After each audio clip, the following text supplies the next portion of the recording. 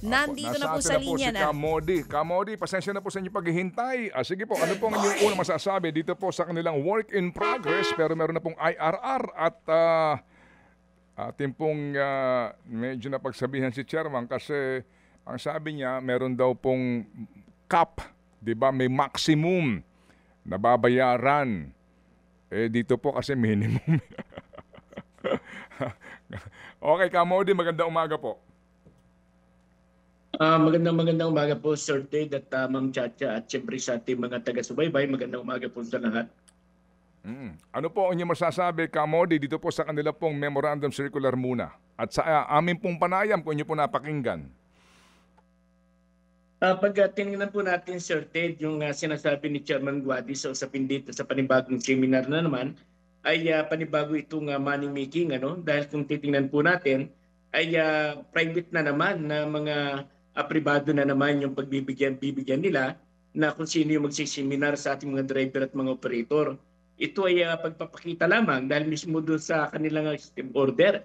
Sipin nyo si Sir Ted at na Manchacha ay 2,000 yan. Saan kukunin niya ng isang ordinary operator at driver, lalo na sa kalagayan sa ngayon na talagang patuloy na bumubulusok yung kabuhayan ng ating mga driver. Panibagong pahirap na naman ito sa hari ng sektor ng transportasyon at pangalawa ay walang konkretong pakipagtalastasan sa mga driver at mga operator basta na lamang gumagawa ng isang executive order na tayo yung mabibigatan at tayo magpapasan. O Kamodi, dun sa sinabi niya kanina, sabi pilot implementation pa nga lang daw po ito sa unang 9 na buwan, pero work in progress naman daw po. Ano po ang reaksyon niyo po doon, Kamodi? Sa atin ay ang driver po ay nag-training na yan bago nagkaroon ng lisensya.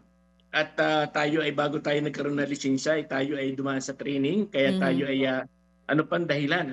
Anong dahilan na sinasabi na naman ng LTFRB na panibagong pagsiseminar, panibago na naman training, o panibago na naman itong graft and corruption dahil ito ay magiging malaking money making lamang. Oo. Kamodi, meron daw po silang datos na hawak lumaan daw po ito sa malalimang pag-aaral. Yun pong binanggit kanina ni Chairman. Naitanong ko yan, sabi niya, dumaan sa malalimang pag-aaral at yung training daw po ang isa sa mga dahilan ng kaliwat ka ng aksidente ngayon involving drivers. Sa atin ay yung sinasabi ni Chairman na malalim na pinag-aaral, ang tanong sino nag-aral doon sa kanilang proposal na programa. Bakit walang nagaganap na consultation sa mismong mga tatamaan o mismong mga driver at mga operator? Bakit naglabas agad sila ng isang executive order? Sa ngayon ay pinag-ano nga ni Chairman na ayayar na lang implementation guidelines na lang ang kanilang inaantay. Ito ay kitang-kita na ito talaga ay malinaw na ito ay money making lamang at hindi ito ang magre-resolve kung ito yung magiging batayan para maibsan yung sinasabi nilang mga aksidente. As accident ay accident, hindi naman gusto ng driver na magkaroon ng aksidente sa lansangan, kundi ito ay talagang nagaganap sa hindi lang sa mga pampublikong transportasyon hanggang sa mga pribadong sasakyan.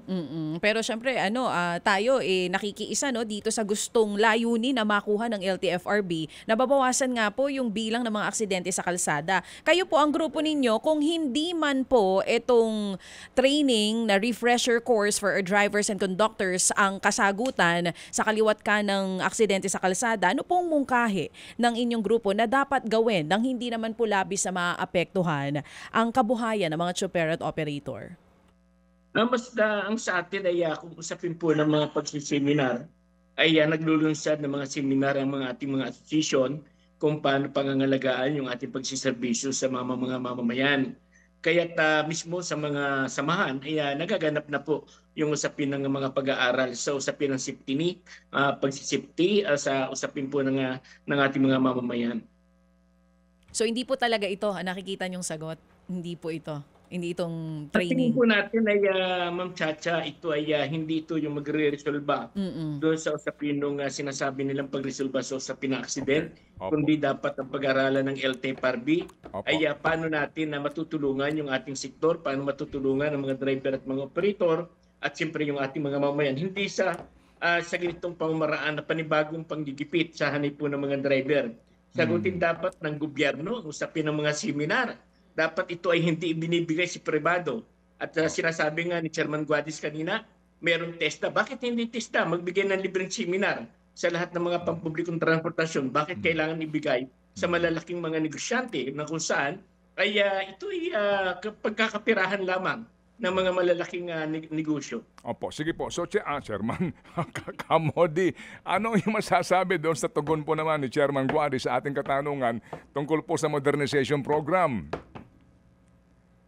Sir Ted, ay kitang-kita no, na talagang halos hindi masagot din ni Chairman Guadis yung inyong mga katanungan at tingin natin ay mayroong mga pag-iwas doon sa mismong dapat sagutin ng ating ng chairman. Dahil kung titingnan natin, ang sinasabi lagi ng LTFRB ay nasa 83% na yung nag-comply. Ang tanong ay sino nag-comply sa 83% na sinasabi ng LTFRB?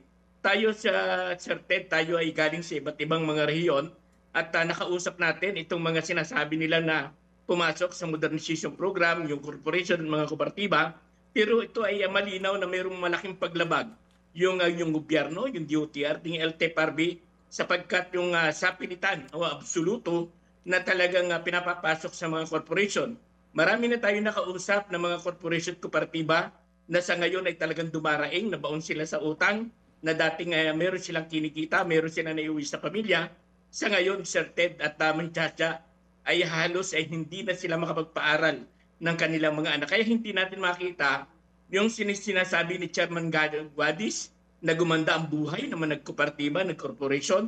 Baka ang kailangan ni Chairman Guadis, puntahan niya man lang yung mga terminal, halimbawa sa Clark, na kung saan ay dumaraing ating mga driver at mga operator sa mabigat na motorization ng halaga ng mga sasakyan.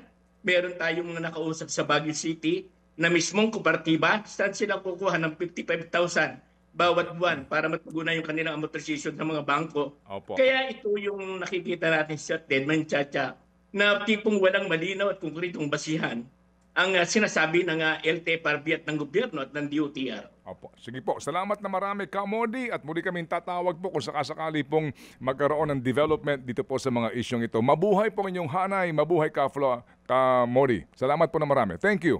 Maraming salamat din, Sir Ted at Manchacha, at maraming salamat po sa ating mga mamamayan na patuloy na sumusubaybay sa inyong programa. Magandang araw po at maraming salamat. Salamat.